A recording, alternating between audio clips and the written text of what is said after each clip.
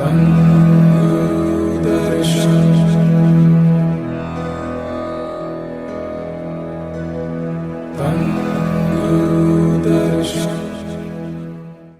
ਗੁਰੂ ਦਰਸ਼ਨ ਜੀ। ਨਾਨਕ ਨਾਮ ਚੜ੍ਹਦੀ ਕਲਾ, ਤੇਰੇ ਭਾਣੇ ਸਰਬੱਤ ਭਲਾ।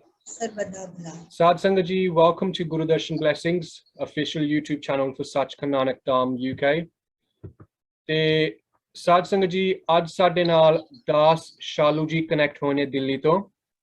ਦਾਸ ਜੀ, ਆਪ ਜੀ ਦਾ ਸਵਾਗਤ ਹੈ। ਨਾਨਕ ਨਾਮ ਚੜ੍ਹਦੀ ਕਲਾ, ਤੇਰੇ ਭਾਣੇ ਸਰਬੱਤ ਭਲਾ। ਥੈਂਕ ਯੂ ਦਾਸ ਜੀ, ਆਪ ਜੀ ਅੱਜ ਸਾਡੇ ਨਾਲ ਕਨੈਕਟ ਹੋਏ ਨੇ। ਤੇ ਸਭ ਤੋਂ ਪਹਿਲਾ ਸਵਾਲ ਹੈ ਜੀ ਕਿ ਆਪ ਜੀ ਗੁਰੂ ਮਹਾਰਾਜ ਤਿਲੋਚਨ ਦਰਸ਼ਨ दास जी ਦੇ ਨਾਲ ਕਦੋਂ और किस तरह मिले सी? दास जी, सबसे पहले तो मैं अपने गुरु के चरणों में वंदना करूंगी। गुरुर ब्रह्मा गुरुर विष्णु गुरुर देवा महेश्वरा, गुरु साक्षात पार ब्रह्म तस्मै श्री गुरुवे नमः। गुरु की कृपा के लिए शब्द नहीं है कि क्या मैं बोलूं, और उनके लिए शब्द ही नहीं बोल सकती मैं। लेकिन उनके साथ जुड़ने का जो मेरा एक ऐसा कुछ नहीं था कि मेरे को कोई दुख आया था जी। मैं जब अपने इन लॉज में आई थी, मेरी मम्मी में शादी हुई थी, तो उन्होंने मेरे से ये जाते थे, मैं नहीं जाती थी। ठीक है जी। मैं नहीं मानती थी गुरुओं को, क्योंकि मुझे हमारे यहाँ पे ये चीज थी गुरु की, हम माता के और मतलब शंकर भगवान को हम मानते थे। ठीक है जी। तो उन्होंने जब मैं आई तो उन्होंने मेरे से कहा कि डेरे चलना है, क्योंकि पहले डेरे यूज होता था। तो मैंने कहा पता नहीं क्या है, मैंने कहा देख के आती हूँ। मैं कहा हाँ मुझे जाना है। तो मैं दरबार गई, वहां पर मुझे अच्छा लगा, मैं जुड़ी। और लेकिन कुछ टाइम बाद फिर एक दुख आया, जिसमें मैं अपने वीर जी को लेके गई थी। तो सॉरी दास जी, एक कदों दी गल है, केरे साल दी गल है? ये है 98 की। ओके जी। जब मैं 97 में जुड़ी थी, जो मेरे जो भैया थे वो बीमार हुए थे, वो 2001 में बीमार हुए थे। अच्छा जी। हाँ जी। तो उनका अचानक चलाना हो गया था, तो मैं काफी टूट गई थी, बहुत ज्यादा टूट गई थी। लेकिन महाराज जी की कृपा से महाराज जी ने थामा हर पल। ये कह लो कि मैं एक चलती फिरती लाश थी दास जी। महाराज जी ने उसमें प्राण दिए, अपनापन दिया, और मेरे भाई बने, पूरे परिवार को देखा, हम तीनों बहनों को, और जो भैया का परिवार था, पीछे 2 बच्चे थे, उन सबको देखा। लाइफ जो थी वो बिल्कुल हम सबकी उथल पुथल हो चुकी थी, लेकिन उस लाइफ में जितने भी उतार चढ़ाव थे वो महाराज जी की कृपा से सेट हो गए थे। और फिर महाराज जी ने इतना प्यार दिया कि पूरी फैमिली जुड़ गई, सेवादारी में भी आ गए, उन बच्चों ने भी वर्दी ले ली, और मैंने भी वर्दी ली हुई थी फिर, और मेरे बच्चों ने भी ले ली।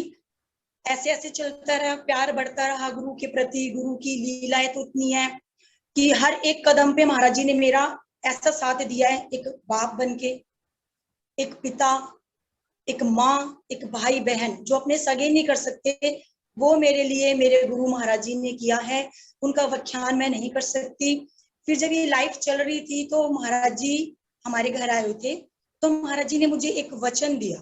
हाँ जी। तो मैंने महाराज जी से कहा, महाराज जी मेरा भाई चले गया, आप रहमत कर देते तो क्या पता बच जाता। मेरा ये प्रश्न था महाराज जी से। तो महाराज जी बोले, पुत्र उसकी इतनी ही जिंदगी थी। तो मैंने कहा महाराज जी क्या वो मुझे वापस मिल सकता है? मैंने महाराज जी से ये कहा। तो मुझे महाराज जी ने वचन दिया, जा पुत्र, ये वचन है गुरु का कि वो तेरे घर में ही तेरा बेटा बन के लौटेगा। हाँ, मुझे बड़ी खुशी हुई। मैंने अपनी ये चीज मम्मी को भी बताई, क्योंकि परिवार टूट चुका था। एक ही भाई था हमारा, 3 बहनों में हमारा एक ही भाई था, और परिवार सारा बिखर गया था। लेकिन जब ये जब महाराज जी ने जो बताई बात, कि मैंने अपनी मम्मी को बताई, तो सबसे ज्यादा मेरी मम्मी खुश हुई थी। उन्हें लगा कि उनका बेटा वापिस आ रहा है, उन्हें एक उम्मीद जागी, चाहे वो किसी भी रूप में आए, लेकिन एक रूह वापिस आ रही है, ये खुशी थी। तो जैसे बीच में मेरे को मैंने कंसीव किया, लेकिन वो रूह रुकी नहीं। महाराज जी ने कहा कि बेटा ये वो रूह नहीं है जो दर्शन दास महाराज जी ने एक तेरे लिए घर के लिए सिलेक्ट की हुई है। जब वो आएगी वो अपने आप आएगी, इस धरती पे जन्म लेगी। तो मैंने एक चीज बोला था, मुझे बेड रेस्ट मिलते थे। तो मैंने कहा महाराज जी मैं बेड रेस्ट नहीं लूंगी। मैंने विनती करी निशान साहब पे जाके। मैंने कहा महाराज जी कि ऐसा ना हो कि मेरी सेवा रुक जाए। मुझे ये डर था कहीं ना कहीं कि सेवा में कहीं मेरे अगर रुक गई तो मेरा दिल रोएगा। तो ये कृपा इतनी हुई गुरु की मेरे को नवंबर में महाराज जी ने आशीर्वाद दिया, जब महाराज जी की रोहिणी दरबार में एक वो रैली निकलती थी। तो उसमें महाराज जी ने आशीर्वाद दिया, तो मुझे कंसीव हुआ वो बच्चा। और महाराज जी का ना प्रोग्राम था 8 जनवरी का, लेकिन ये बात किसी को पता नहीं थी दास जी, किसी को भी नहीं पता थी, क्योंकि सब इस बच्चे के अगेंस्ट थे। सब ये चाह रहे थे कि ये बच्चा ना हो। और उसमें कुछ ऐसे भी थे मेरे इन लॉज में, जिनके ये बात की मैं नाम नहीं बताऊंगी, क्योंकि मुझे अपने गुरु के बारे में बताना है। तो उनके बच्चे नहीं हो रहे थे, उनकी बेटी के। तो उन्होंने मेरे को बोला कि तू अब बच्चे कर रही है और मेरी बेटी के हो नहीं रहे हैं, इस बच्चे को मत रख। दास जी मैं बिल्कुल टूट चुकी थी। हाँ जी। मैंने सोचा कि जब इतने मुझे ताने मिल रहे हैं तो मैं ये बच्चा नहीं रखूंगी। तो महाराज जी का रोहिणी दरबार में पूर्णमासी का भंडारा था, जो समागम था। तो ये समागम था, ये दोपहर में होता था पहले, जैसे अब शाम को होता है। तो मैं महाराज जी से मिलने गई, मैं सीढ़ियों में बैठी थी, मैं और मम्मी। मैं अपनी मम्मा से बोली, मम्मी मैं नहीं रखूंगी, ये सब मेरे अगेंस्ट चल रहे हैं, मैं नहीं रखूंगी। मैं आज महाराज जी से आज्ञा लेके मैं डॉक्टर के पास जाऊंगी और मैं अबॉर्ट करवाऊंगी। मैं और मम्मी हम सीढ़ी पे बैठे थे रोहिणी दरबार के लेफ्ट साइड। हाँ जी। महाराज जी आए। हाँ महाराज जी आए, नहीं तो महाराज जी मेरे से जैसे देखते थे तो बोलते थे, और पुत्र ठीक है। महाराज जी ने सबसे बात करी, सबको आशीर्वाद दिया, लेकिन मेरे से ना बैक कर ली महाराज जी ने। मेरे से ऐसे बैक करके निकल गए। मेरी मम्मी को भी आशीर्वाद देते, वो मेरे साथ खड़ी थी, लेकिन मेरे से नहीं बोले। मैं अपने गुरु महाराज जी का इशारा समझ गई कि अब तो कुछ भी हो जाए, अब तो इस बच्चे को जन्म देना ही देना है। सब मेरे अगेंस्ट थे, महाराज जी की कृपा हुई। तो हमें ना जन्माष्टमी प्रोग्राम करते थे उस टाइम में, जो प्रोग्राम होते थे ना दरबार, अपने दरबार में जन्माष्टमी के। हाँ, तो उसमें हमारा प्रोग्राम होता था सिंगिंग का और डांसिंग का। तो जब 8 जनवरी का महाराज जी का वो था जन्म दिवस उत्सव, तो उसमें हम गए। तो मैं भी गई थी महाराज जी से मुबारक देने। तो महाराज जी मेरे से बोले, पुत्र क्या प्रोग्राम कर रही है तू? मैं कहा महाराज जी अभी तक तो कुछ सिलेक्ट नहीं हुआ। बोले नहीं, तुझे एक प्रोग्राम देना है। मैं कहा ठीक है महाराज जी। उस टाइम मुझे दास जी 4 मंथ था मुझे। 9 देवियों का तांडव करेंगे आप, और उसमें 9 जो लड़कियां होंगी डे की, उनको आपको ये डांस सिखाना है, क्योंकि मैं डांस भी सिखाती थी। ठीक है जी। तो सबको ये डर था कि 4 मंथ्स की प्रेग्नेंट कैसे डांस सिखा सकती है, वो भी तांडव। लेकिन महाराज जी की इतनी कृपा हुई, 1 महीना पूरा ये प्रोग्राम चला। जिनके घर में ये होता था वो ये कहते थे कि शालू तुझे डर नहीं लग रहा? तेरे को 4था महीना, मतलब महीना करते करते मुझे 4 मंथ्स मतलब पूरा हो चुका था, कंप्लीट हो चुका था, मुझे 5th लग गया था। मैंने कहा जिस बच्चे का जन्म ही महाराज जी की कृपा से हो रहा है, उसको होना क्या है? मैंने कहा सब कुछ उनकी कृपा से होगा। सब शॉक्ड थे जिनको पता था, क्योंकि ये बात मैंने बताई नहीं थी। दरबार में अपने 5-6 जो लोग थे, सेवक थे, उनको था, फैमिली में था 2-3, लेकिन और ज्यादा किसी को नहीं पता था, क्योंकि आप समझते हैं कि ज्यादा किसी को ये बातें नहीं बतानी चाहिए थी। तो सब को ये हो रहा था कि महाराज जी की इतनी बड़ी कृपा कि जिस लड़की को बेड रेस्ट मिलता था, वो 5वें महीने में एक तांडव, आप समझते हो कि इतना उसमें बैठना उठना, स्टेप्स नीचे बैठ के उठना, और वो भी 1 महीने ही हमारा ये जो है ये प्रैक्टिस चली। महाराज जी की इतनी असीम कृपा थी कि बस कुछ ये कह लो कि और मेरे को सबसे बड़ी बात, जैसे प्रेगनेंसी में कितने चेकअप होते हैं दास जी, मेरा कोई भी चेकअप नहीं हुआ। जब मुझे किसी ने कहा कि ऐसे कोई भी हॉस्पिटल आपको नहीं लेगा, आप एक टेटनस इंजेक्शन तो लगवा लो, तो मैंने 7 मंथ्स में एक टेटनस इंजेक्शन लगवाया। मैं महाराज जी से प्रसाद बनवाती थी और मैं वो ही प्रसाद लेती थी। मुझे डॉक्टरी ट्रीटमेंट पर विश्वास नहीं था, मुझे अपने गुरु की कृपा पे भरोसा, क्योंकि सब चीज उसने, सेहत उसने देनी है, ये जिंदगी उसने देनी है, जो बच्चा वो दे रहे हैं वो जिंदगी उनके हाथ में है। तो मैं डॉक्टरी ट्रीटमेंट करा के क्या करती, लेकिन फिर भी एक संसार की जो है कि वो आगे नहीं लेंगे। तब मुझे एक इंजेक्शन लगा और मेरा अल्ट्रासाउंड वगैरह हुआ, लेकिन मैंने ऐसा कोई ज्यादा ट्रीटमेंट नहीं करवाया। ये महाराज जी का मैंने प्रसाद ही लिया और असीम कृपा रही। प्रोग्राम भी हुआ, बहुत अच्छा प्रोग्राम हुआ, महाराज जी ने काफी ब्लेसिंग्स दी, बहुत खुश हुए। 16 फरवरी के जब अपना समागम था उसमें वो प्रोग्राम हुआ। हाँ जी।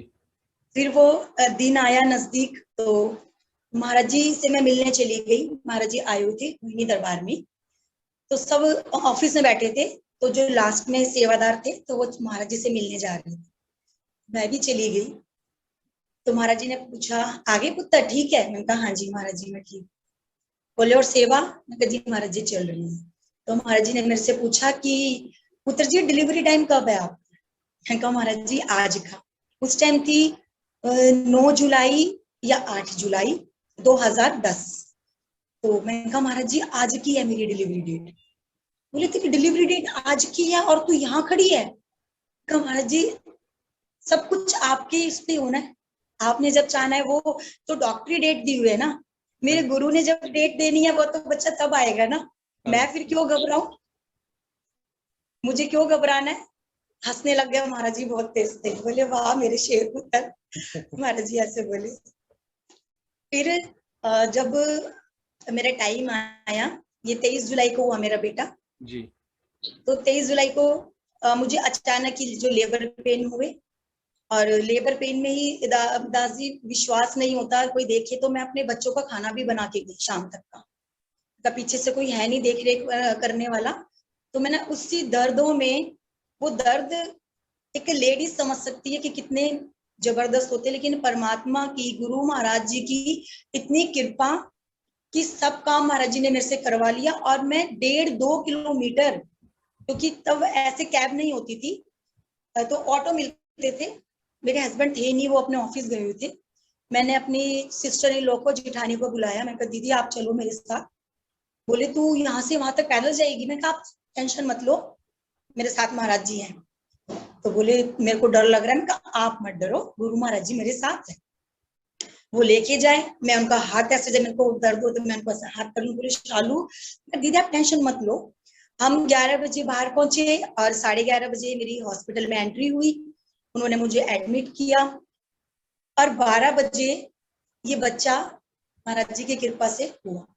और जब ये बच्चा हुआ तो मेरे सांस एक तरह से ऐसे लग रहे थे कि मैं चली गई।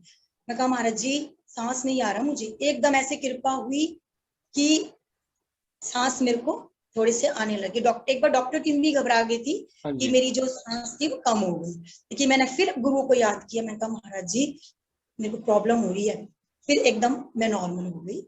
ये अगर कोई सुनेगा तो सोचेगा कि ये एक अपनी तरफ से बना रही, लेकिन सच में ये कोई बनावटी बात नहीं है, मेरी बीती हुई बात है, मेरी आप बीती हुई बात है। एक माँ उस टाइम की झूठ नहीं बोल सकती। करेक्ट 12 बजे बच्चा हुआ। जो वहां की टीम थी वो सब उस बच्चे को देखने है। तो डॉक्टर जो मेरे घर पे साथ थे उन्होंने कहा कि इस हमारे ना दादी गुट्टी चलती है जी, जैसे बच्चों को शहद चटाया जाता है। हाँ जी, हाँ जी। तो मैंने कहा कि बच्चे को शहद नहीं चटाया जाएगा, तो उसके बच्चे के कान में धनगुरु दर्शन बोला जाएगा। तो वो बच्चा जब मेरे पास आया तो मैंने उसके कान में धनगुरु दर्शन बोला। मैं कहा नहीं, इस बच्चे को कोई गुट्टी कोई शहद नहीं दिया जाएगा। फिर सारी जो टीम थी वो मेरे से ले लिया गया बच्चा, और वो बच्चों की जो नर्सरी में उसमें रखा गया। पूरी टीम देखने आई, बोली कि पहली बार ऐसा बच्चा हुआ है यहाँ पर कि जिसके चेहरे पे इतना नूर, इतना जलाल। ये हमारे हॉस्पिटल में इतने साल का और इतना टॉप हॉस्पिटल दिल्ली का महाराजा अग्रसेन हॉस्पिटल। अच्छा जी। उसकी पूरी टीम, हाँ जी, उसकी पूरी टीम आई और वो सब देख रहे थे कि हमारे हॉस्पिटल में इवन जो वार्ड बॉय और जो जो मतलब जो भी था ना, वो सब उस बच्चे को देखने आई। इतनी असीम कृपा उस बच्चे के चेहरे। लेकिन ये मुझे पता था कि ये मेरा भाई लौट के आया हुआ है। तो मुझे हॉस्पिटल से जल्दी छुट्टी मिल गई। मैं कहा महाराज जी मुझे यहाँ नहीं रहना, मुझे शाम को ही छुट्टी मिल गई क्योंकि नॉर्मल डिलीवरी थी। शाम को मैं घर आई, ये बच्चा रुके नहीं, दास जी बिल्कुल भी नहीं रुकता ये लड़का। मैं बड़ी परेशान हो गई। 7 दिन मैं बैठी रही और उसके कारण मेरी पूरी बैक में पेन हो गई। फिर मैंने कॉल की दरबार में, महाराज जी तक मैसेज गया कि शालू को बेटा हुआ है। महाराज जी ने मुझे मुबारक दिया। और उसके बाद ये मैसेज गया कि वो लड़का ना रुक नहीं रहा। मैंने अपनी मदर इन लॉ को भेजा, मैंने कहा आप बोलिए जाके कि मैं बड़ी परेशान हो गई, इसको पूरी रात लेके बैठती हूँ। फिर जो मेरी मदर इन लॉ थी वो रात को मतलब वो गई वहां पे, महाराज जी ने जल दिया और जल देके बोले महाराज जी की ये पूरी बोतल है ना उबाल ले, क्योंकि न्यू बच्चा है, न्यू बॉर्न बेबी है। तो इसको जब ठंडा हो जाए ना तो थोड़ा थोड़ा एक एक चम्मच इसको देना। तो ये मेरे घर में सिर्फ मेरे पास ही रहता था, किसी को टच नहीं करने दिया इसने, इस बच्चे ने किसी को टच ही नहीं करने दिया, सिर्फ मेरी गोद में रहता था ये। फिर महाराज जी ने बबूत दी कि इसके माथे पर और इसके ना पेट पे लगा देना। मैंने वो बबूती इसके माथे पे लगाई, इसको जल दिया, तब थोड़ा सा ये रात में इसने सोना शुरू किया। और ये ऐसे करते करते 15 अगस्त का प्रोग्राम था, मैं नहीं जा सकी, मुझे बड़ा दुख कि जो सेवा थी वो मेरी छूट रही थी। तो 23 अगस्त को राखी का प्रोग्राम था और अपने दरबार में भी ये जो है आपको पता है पूर्णमासी समागम के रूप में मनाया जाता है। मैं यहाँ से ऑटो करके सीधा दरबार पहुंची बच्चे को लेके अपने को, और मेरे जो और 2 बच्चे मैं उनको लेके दरबार पहुंची। मैं मम्मी से फोन पे जिक्र ही करती थी कि मम्मी ये बच्चा मुझे बड़ा परेशान करता है, ये रोता रहता है। तो बोले चल कोई बात नहीं, मैं दरबार में देखूंगी इसको। जब मैं दरबार में गई ना दास जी, तो मुझे डरा दिया गया कि तू 30 दिन में आ गई, तुझे भी 30 दिन हुए हैं, तेरे को 40 दिन नहीं हुए हैं, तेरे को देखना भगा देंगे महाराज जी। मैं डरूं कि मैं अब आ गई, मैं कैसे जाऊं, लेकिन मैं देखी जाएगी। मैं कहा गुरु नहीं भगाएंगे, मेरे को एक अंदर से विश्वास था। मैं ऐसे कैसे मुझे कह देंगे कि तू जा, लेकिन फिर भी एक अंदर डर था कि वो 40 दिन से पहले नहीं देखते ऐसे किसी भी माँ का या बच्चे का। लेकिन मैं ऊपर जो रोहिणी दरबार जो बाहर है ना, मेन गेट से जो ऊपर बैठ जाते हैं, जो सत्संग हॉल के बाहर गेट है, मैं वहां बैठ गई बच्चों वाले में। महाराज जी आए, महाराज जी ऐसे आगे चले गए, जैसे महाराज जी का ध्यान गया मेरे ऊपर, महाराज जी ऐसे बैक आए और आके मेरे उधर ही ऐसे पैरों पे बैठ के और मेरे सिर पे हाथ रख के बोले आगे मेरी पुत्र कहाँ है, मेरा बच्चा कहाँ है, जो मैंने वो बच्चा दिया। महाराज जी ने आशीर्वाद दिया वही गेट पर ही। वो भ्रम भी टूट गए कि 40 दिन तक गुरु इन सबसे ऊपर है, उनके लिए 20, 40, 30 दिन कोई मायने नहीं रखता, क्योंकि हम जैसे जीव आए उन्हीं की बदौलत है धरती पे, तो उनके लिए डेज क्या महत्व रखेंगे, कुछ नहीं रखेंगे जी। फिर सत्संग सुना मैंने, मैं नामकरण करवाने के लिए आई थी, क्योंकि मुझे नामकरण गुरु महाराज जी से ही करवाना था। हाँ जी।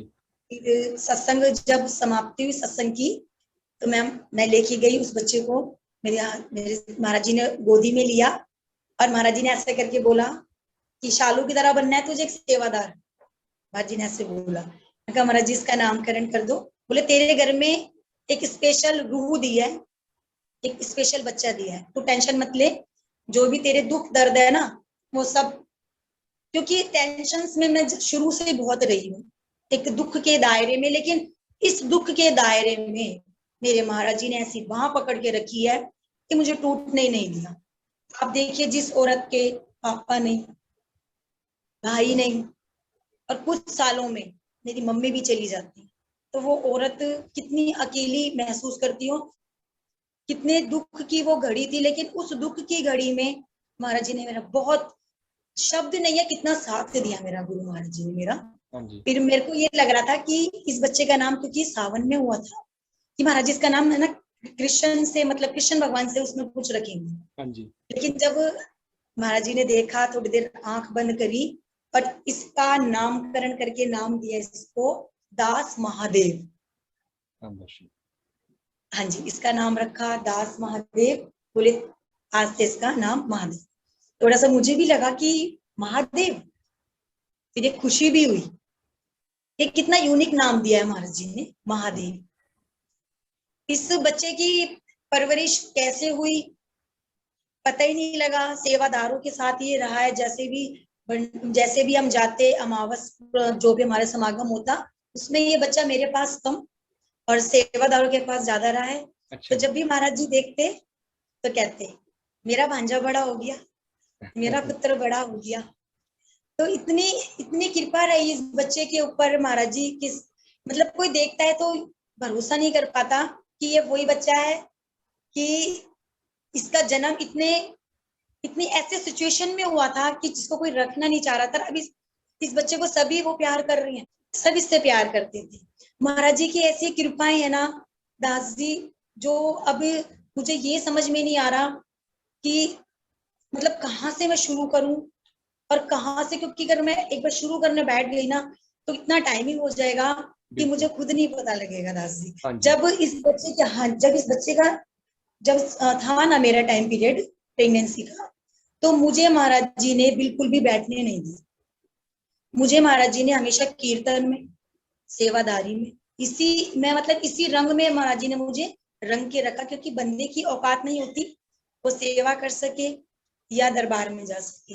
महाराज जी ने एक हर समय मुझे, जैसे संडे की सेवा होती तो हमें जाना होता, जन्माष्टमी की सेवा में तो 3-3 दिन पहले जाना होता। मतलब तो लगता ही नहीं था कि मैं एक प्रेग्नेंट हूँ, मुझे लगता था कि मैं एक नॉर्मल हूँ। तो सब मेरे से कहते थे कि तू ऐसी रहती है, तेरे को डर नहीं लगता? मैं कहा नहीं, मुझे डर नहीं लगता, महाराज जी मेरे साथ है। फिर क्या हुआ, हमारे है ना 11 नवंबर पे मकान बन रहा था दूसरी तरफ, तो सब कह रहे थे कि दरबार नहीं जाना, सबको वहां पे लैंटर डलेगा तो वहां चलना है। मैंने कहा नहीं, आप लोग लैंटर देखो, मैं दरबार जाऊंगी, क्योंकि 11 नवंबर का, मैं कहा किसी और समागम में चाहे एक बार को नहीं जाऊं, लेकिन ये मेरे गुरु का बिछोड़ा है, मैं जरूर जाऊंगी इसमें। मैं दरबार गई और पीछे से फोन आता है मेरे पास कि आपका लैंटर गिर गया। अच्छा जी। हाँ, क्योंकि ना लैंटर उन्होंने ना जो जैक होता है ना उससे उठाया था, लैंटर डल गया था तो थोड़ा सा वो फ्लोर नीचे हो गया था, तो उन्होंने जैक मशीन से वो लैंटर उठाया था। नीचे मेरे हस्बैंड थे और उनके साथ 10-12 लेबर थे। तो वो जो लैंटर था ना वो ऐसे नहीं गिरा, वो लैंटर ऐसे गिरा, जो नीचे थे ना वो लोग वो सब बच गए, और वो जाके आधा पड़ोसियों की छत पर और आधा जो वो बंदे जहाँ खड़े थे ना उससे थोड़ा दूर गिरा। मेरे पास फोन आया कि जो लैंटर उठाना था वो गिर गया। मैं कही शुक्र करो परमात्मा का कि दरबार में महाराज जी ने एक अपना घर का बंदा भेजा हुआ था, तो कितनी कृपा होगी। आप मेरे हस्बैंड उसके नीचे, 10-11 लेबर उसके नीचे, आप देखिए दासी क्या बनता अगर वो लेंटर ऐसे नहीं होके ऐसे गिरता। क्या होना था? कुछ भी नहीं बचता। लेकिन वहां भी महाराज जी ने दिखाया कि घर के कार्य से पहले गुरु का समागम है। हम नालायक हो सकते हैं कि हम अपने काम को इम्पोर्टेंस देते हैं और गुरु के काम को हम छोटा करके उसको हम इग्नोर कर देते हैं। लेकिन जो समझदार होगा वो यही देखेगा कि नहीं, ये कार्य हमारे बाद में हो सकते हैं, लेकिन ये गुरु के जो दिन हैं ये साल में बार बार नहीं आते, साल में एक बार ही आते हैं। बिल्कुल। और इसमें जो हमारे जो भाग्य की जो हमारी रेखा है, जो भक्ति हमें प्राप्ति करने का अवसर है, ये दोबारा नहीं मिलेगा, ये दोबारा नहीं मिल सकता जी। मैं एक यही सबको बताना चाहूंगी कि जो अपने गुरु महाराज जी के समागम होते हैं, जो आपके घर से रिलेटेड जो आपके कार्य हैं, वो आप उन दिनों में साइड कर दीजिए। अपने गुरु के समागम के लिए इन कार्यों को छोटा रूप दीजिए, और अपने गुरु का दिन हमारे लिए बहुत बड़ा दिन होता है, चाहे वो 11 नवंबर हो, चाहे वो 8 जनवरी हो, चाहे वो 16 फरवरी का समागम हो, कोई भी हो। हमारे घर के कार्य इतने बड़े नहीं है, हमारे गुरु के जो हमारे काम है, गुरु की सेवा है, वो बहुत बड़ी है। फिर उनको मैंने समझाया तो उनको थोड़ी सी शर्म महसूस हुई कि हमें जाना चाहिए। मैंने कहा बच्चा भी उसने हाथ कर दिया, तुम्हें एक चैप्टर दिखाया कि तुम यहाँ गलत हो, तो उसने बचाव भी किया। तो परमात्मा जब अपने बच्चों को कुछ सिखाना चाहता है तो थोड़ा सा कुछ ऐसा झटका भी देता है जिससे हमें एक सीख मिलती है जी। क्योंकि सुखों ने तो हमें सिखाना ही नहीं है ना, सुख तो हमें अपने अपने अपने जो फ्लो में बहा के लेके जाते हैं कि हम गुरु को नहीं देख पाते हैं, उसकी कृपा को, उसकी लीला को हम नहीं पहचान पाते। जो दुख आते हैं मेरी लाइफ में, जितने भी दुख आए हैं उसमें महाराज जी का सपोर्ट, और उसमें एक स्टेप मुझे महाराज जी ने आगे ही दिया, तो मैं उस दुख को दिल से सैल्यूट करूंगी कि जिसने मेरे गुरु महाराज जी से मुझे और एक अच्छा रिश्ता बनाने में मेरी मदद की है। क्योंकि अगर सुख होगा तो शायद मैं इनकी कदर ही नहीं कर पाती। और आगे भी, अभी तो कुछ नहीं पता, अभी तो बहुत लंबी, देखो पता नहीं क्या है, लंबी है छोटी है, ये जिंदगी मैं नहीं बता सकती, ये तो मेरे परमात्मा ही जानते हैं। लेकिन एक हमें अपने गुरु की एक स्थान पता लगता है कि इस जिंदगी में अगर हमें इस संसार में किसी ने साथ नहीं देना, क्योंकि जब जब मेरा साथ सबने छोड़ा, मेरे दर्शन दास ने मेरा हाथ, मेरे त्रिलोचन महाराज जी ने मेरी बाह पकड़ के, अब मैं अपने दिल का बयान क्या करूं, आज भी, आज का अभी जस्ट जब आपका मैसेज आया था, हमारे यहाँ की लाइट बिल्कुल गई हुई थी, इन्वर्टर बोल चुके थे क्योंकि बारिश यहाँ पे बहुत है दास जी। अच्छा। तो हमारे यहाँ की लाइट बिल्कुल, हाँ, इन्वर्टर भी बोल गया था। मैंने महाराज जी से विनती करी, मैं कहा महाराज जी आज आपका लाइव आएगा, आज आपकी बढ़ियाई आप अपने बच्चे से करवाओगे। मैं कहा लाइट कहीं नहीं है, पूरे अंधेरा, पूरे घर में अंधेरा है मेरे मालिक, मैं कैसे बोलूंगी। दास जी विनती करके हटी थी, इतने में लाइट भी आ गई। लाइट आ गई तो मेरे बेटा बोला मम्मी महाराज जी देखो कितनी, मैंने कहा महाराज जी कितनी कृपा है ना कि उन्हें अपने बच्चे की कितनी फिक्र है, क्योंकि उन्हें पता था मैं ना जल्दी से भैया के जाने के बाद मैं डिप्रेशन में चली गई थी। अच्छा। जब मेरे भैया चले गए थे तो मैं डिप्रेशन में चली गई थी। मुझे उस डिप्रेशन में से निकालने वाले भी महाराज जी हैं। महाराज जी ने ही मुझे जल दिए बना बना के, बहुत आंख से मैं बिल्कुल चली गई थी, क्योंकि दास जी मैं भाई के जाने के बाद 1 साल तक सो नहीं पाई थी। मुझे यही रहता था कि वो मेरे साथ खड़ा है, क्योंकि हमारा प्यार ज्यादा था, मेरे भैया का और मेरा प्यार बहुत था। और ये प्यार भी कैसे हुआ कि जो मेरा दूसरे नंबर का बेटा था, उसने मुझे जब बेड रेस्ट दिया था तो मेरे भैया ने मुझे रखा था। मैं ससुराल में नहीं रही थी 7-8 महीने, मैं अपने भाई के साथ ही रही थी, तो एक अलग ही उनके साथ मेरा लगाव हो गया। और उस लगाव से मैं ये अपने आप को नहीं बता पाई कि मेरा भाई इस दुनिया में नहीं है। मुझे लगता था कि वो यहाँ से आएगा, वहां से आएगा और मुझसे पूछेगा कि तूने मुझे क्यों नहीं बचाया, तूने मेरे को क्यों नहीं बचाया। मैं यही सोचते सोचते मुझे नींद, मेरी आंखें भी चली गई थी। जब मैं पढ़ाने जाती थी दासी, मैं स्कूल पढ़ाती थी, तो मैं जो बुक्स होती थी मैं उल्टी पकड़ती थी, तो बच्चे हंसते थे कि मैम आपने बुक्स जो भी ली, अपने बुक ली हुई है वो उल्टी ले रखी है। ठीक है। फिर इसका जिक्र मैंने गुरु महाराज जी से भी किया। मैं कहा महाराज जी मेरे को दिखना, मेरी आंखें बिल्कुल खत्म हो गई है और मैं डिप्रेशन में चली गई हूँ। तो महाराज जी ने कहा तू टेंशन मत ले, मैं तेरे साथ हूँ। महाराज जी ने मुझे जल बना के दिया, बोले तुझे 3 बार आना है और 3 बार अपना जल बनवा और पुत्र जी ले, तेरे डिप्रेशन में काफी आराम आएगा। दस दिन मेरे डिप्रेशन में काफी आराम आया। और एक चीज और बताऊंगी कि मैं महाराज जी से पहले तो अपने इन लॉज के थ्रू गई थी, लेकिन बाद में मैं टूट गई थी, तो खुद महाराज जी ने आके जोड़ा और कहा कि शालू बेटा मैं गद्दी पे आपसे बात करना चाहती हूँ। जैसे महाराज जी आए थे किसी के घर, तो मेरे को किसी ने बताया कि महाराज जी आए हुए हैं, तो मैं बाहर ही खड़ी हुई थी, अंदर नहीं गई। तो महाराज जी का बाहर निकलना हुआ, तो महाराज जी ने सिर पे हाथ रखा और पूछा कि पुत्र ठीक हो। मेरी आंख में आंसू थे, तो मैंने कहा हाँ जी महाराज जी मैं ठीक। तो बोले मैं तेरे से यहाँ बात नहीं करूंगा, मैं तेरे से यहाँ बात नहीं करूंगा, मैं तू गद्दी पे आके मिली। तो मैं गद्दी पे गई, महाराज जी ने बात करी। मतलब इस बीच में इतने दुख तकलीफ आई है ना कि हर पल ऐसा लगा कि अगर किसी को मतलब बताते हैं तो लगता है कि अपने गुरु की बढ़ियाई कर रही है। मैं कहा गुरु की बढ़ियाई तो है ही, लेकिन अपने जो जो हमारे कर्म है ना, जो हमारे बुरे कर्म हमारे साथ चल रहे हैं, उसमें गुरु हमारी कितनी मदद करते हैं, मैं वो बताना चाह रही हूँ। आप भी समझो, जो मेरे साथ जो काम करते हैं, मैं एक सोशल वर्कर हूँ। जब मैं उनको अपने गुरु महाराज जी के बारे में बताती हूँ तो उन्हें ये लगा था कि तारीफ करती है अपने गुरु महाराज।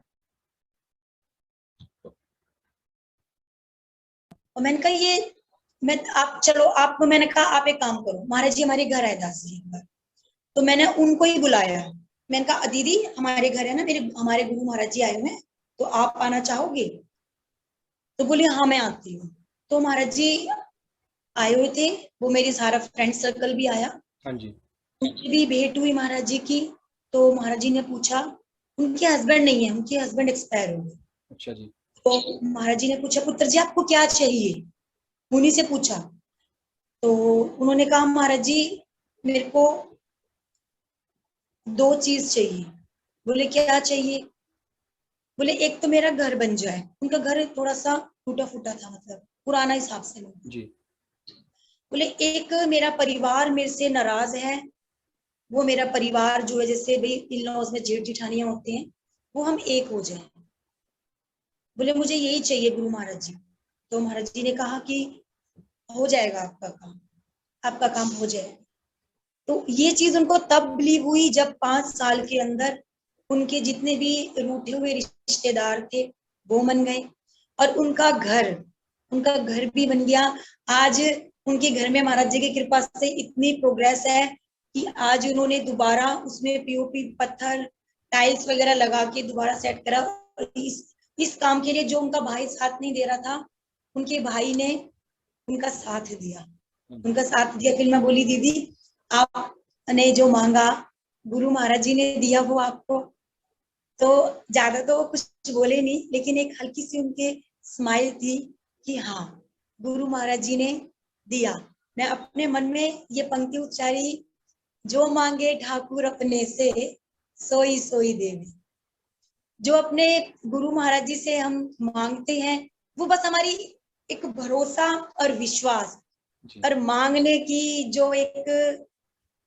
हमारी एक मांगने का ना एक ढंग होता है, जैसे एक नाचने का ढंग होता है जो इबादत बन जाता है, एक मांगने का भी ढंग होता है जो इबादत बन जाता है। तो मांगने का ढंग हो तो गुरु महाराज जी कभी खाली नहीं मोड़ते, मेरा दाता कभी खाली नहीं मोड़ता।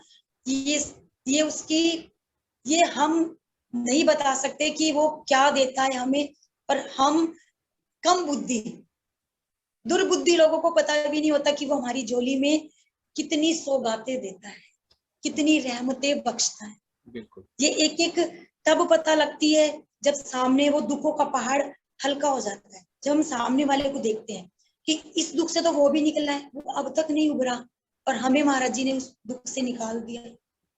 तो तब लगता है कि गुरु की कृपा है। तब सामने वाले भी कहते हैं, नहीं शालू तेरे महाराज जी की काफी असीम कृपा है। मैं कल जो इनको एक बार, क्योंकि ये अपने से नहीं जोड़ते, ये परमात्मा से जोड़ते। हाँ जी। ये कभी नहीं कहते कि मेरे चरण छुओ या मेरी सेवा करो, वो तो हमेशा यही कहते हैं कि उसके संगतों की सेवा करो, उसी में आपको रब मिलेगा। तो जो ये समझे, जिन्होंने ये समझा, जो मेरे से कहते थे, जो मेरी हंसी उड़ाते थे, वो लोग भी जुड़े, उन्हें ये पता लगा कि गुरु महाराज जी की क्या कृपा है। बिल्कुल। सो दास जी, मेरा एक आखिरी सवाल कि जिस तरह आप जी ने कहा कि आप जी ने हुन आई थिंक 24 साल हो गए ने गुरु शरण दे विच, ठीक है जी? हाँ जी। ते आप जी ने काफी कुछ सीखा होगा गुरु महाराज त्रिलोचन दर्शन दास जी दे कोलों, ते ओदे मुताबिक आप जी संगत नूं की मैसेज देना चाहते ने? दास जी, मैंने इतने साल का जो महाराज जी ने एक्सपीरियंस दिया है, मैंने नहीं, सब कुछ वो ही देता है, बुद्धि भी वो ही देता है। मैंने यही सीखा है कि अगर हम अपने गुरु के पथ पर सीधे चल रहे हैं तो गुरु भंडारे भर देता है। दास जी, मेरी लाइफ 9 रुपए से शुरू हुई। अच्छा। जब मेरे पास पैसे नहीं थे, क्योंकि हमारे यहाँ पे पुराने रीति रिवाज के हिसाब से जो हमारे यहाँ पे जो लड़की आती है शादी करके, उसका काफी टाइम तक खर्चा उसके घर वाले उठाते हैं, ये हमारे रिवाज है। तो मेरे तो आपको पता ही है, ना पापा है ना भैया थे, तो मेरी कंडीशंस जो थी, हालात जो थे, बहुत वो नाजुक थे, पैसों की तंगी बहुत थी। महाराज जी ने ये चीज समझी, लेकिन ये नहीं था कि मैंने ट्रैक चेंज कर दिया आज, और ना ही करवाएं। मैं तो यही मांगूंगी कि परमात्मा अगर इस दर से उस दर की तरफ भेजता है ना, तो इससे बेस्ट सांसें निकालो, इधर से उधर मत कर। तूने अपने घर का रास्ता दिखाया है और अपने घर से ही जोड़ के रखना मुझे मांगने के लिए, क्योंकि मांगना व्यापार नहीं करना मुझे गुरु से भक्ति लेनी है। क्योंकि जब अब इतने दुख उठा रहे हैं, और अगर भी अभी भी मैं एक व्यापार के तौर पे अपने गुरु महाराज जी के जाऊंगी कि तू मुझे सुख देगा तो मैं आऊंगी, तू मुझे खुशियां देगा, ये चीज मैं संगत को कहूंगी कि दुख सुख से ऊपर है गुरु प्रेम जी। दुख सुख तो हमारी लाइफ में जब हम आए थे माँ के उदर में थे, दुख तो हम तब से परेशान थे हम। हाँ जी। सुख हमें कहाँ मिलना है? आप खुद देखिए, हम तब से सब परेशान है, रोते ही आए थे हम। तो सुख सिर्फ गुरु चरणों में ही मिले। हाँ जी। सुख मिलना है, और अगर हम बस एक निश्चय कर लें कि तेरे दर का कुत्ता बन के ही हमारी मौत हो, तो जिंदगी बड़ी इजी, सरल, आराम से कटती है। जी। दास जी, थैंक यू, बहुत बहुत धन्यवाद आप जी का कि आप जी अपना कीमती समा कट के साडे नाल कनैक्ट होने, गुरु महाराज जी दी रहमतां दे बारे साडे नाल शेयर कीतियां। ते गुरु महाराज जी आप जी और आप जी दे परिवार ते इसी तरह कृपा और रहमतां करन। ते साध संगत जी, humble request, please like, share and subscribe to Guru Darshan Blessings। धन गुरु दर्शन जी, नानक नाम चढ़दी कला तेरे पाने सरबत दा भला। धन दर्शन।